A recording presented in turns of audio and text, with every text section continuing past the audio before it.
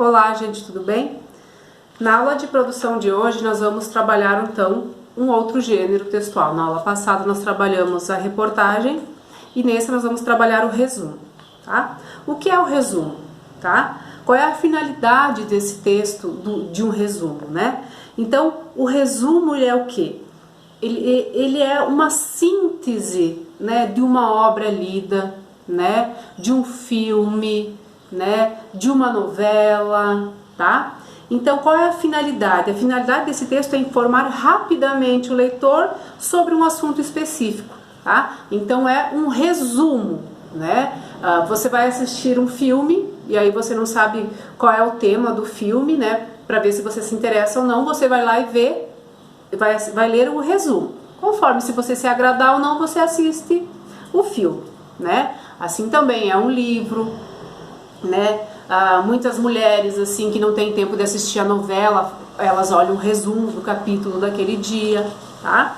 Então isso é um resumo, tá? Resumir, né, de forma clara e objetiva, né, um texto, um filme, um livro, um artigo, ok? Lá na página 44 vocês têm três tipos de resumo: resumo 1, resumo 2 e resumo 3, tá? Então, deem uma olhadinha, deem uma lida nesses resumos, né? Pausem aí agora, leem esses resumos e voltem aqui.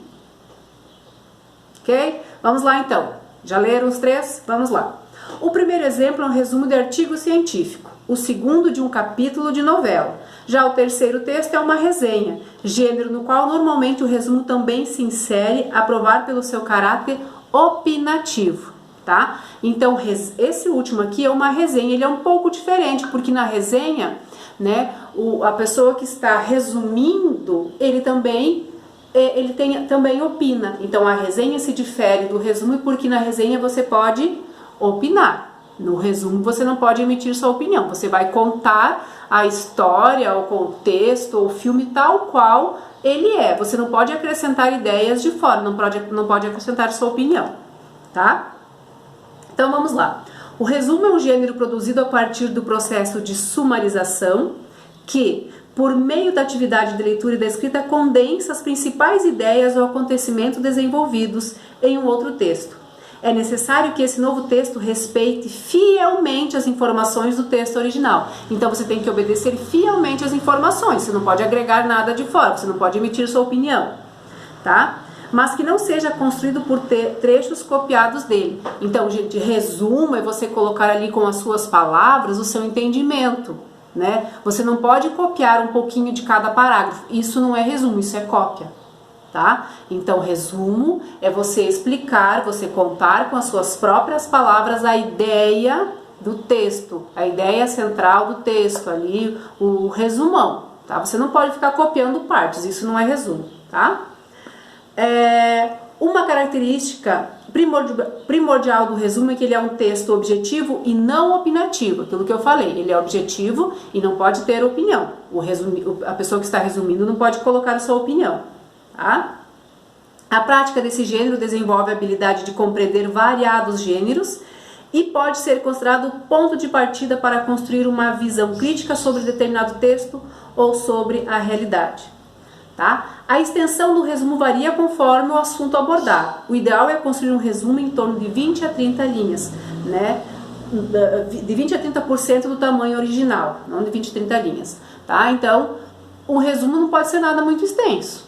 Tá? Então, se um texto tem 10 páginas, né? Então, no mínimo, uma página, 30, 40 linhas de resumo. Não pode se estender muito o resumo, ok? Senão ele acaba ficando muito monótono, muito chato. No resumo você não precisa contar detalhes, tá? A linguagem utilizada deve estar de acordo com a situação comunicativa, ok? Página 45. Para elaborar um bom resumo são necessárias algumas recomendações. Então, quais são as recomendações? Ler por completo o texto original a fim de compreendê-lo como um todo. Então, para você fazer um resumo, você tem que compreender o texto lido. Para você fazer um resumo, você tem que assistir o filme. Para você fazer o resumo de um livro, você tem que ter lido ele, e assim por diante. Reler quantas vezes for preciso, destacando as ideias principais.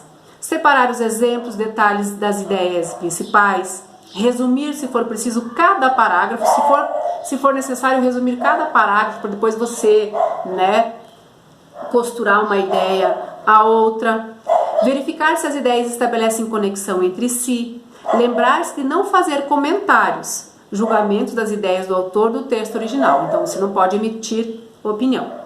Aqui logo abaixo você tem um resumo do livro Triste Fim de Policarpo Quaresma, ok?